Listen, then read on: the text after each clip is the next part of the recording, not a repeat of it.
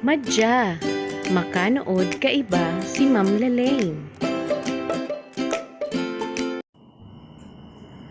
Uya ang istorya na may pamagat na si Isay ang importante kinene. Istorya ni May D. Salazar. Hapot, taano ta importante ang kada parte kan hawak ta? Ako si Payo. Ako ang pinakamataas na yaon sa hawak. Ako dapat ang masunod. Taano ta ika?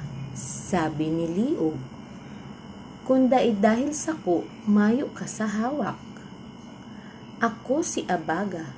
Ako ang tahaw. Ako dapat ang masunod. Taano ita ika? Sabi ni Bitis. Kung mayo ako, dai ka makakatindog. Ako si Nene. Ako ang may sadiri sa indo. Kaipuhan ko kamo. Gabos kamo, importante sa ko.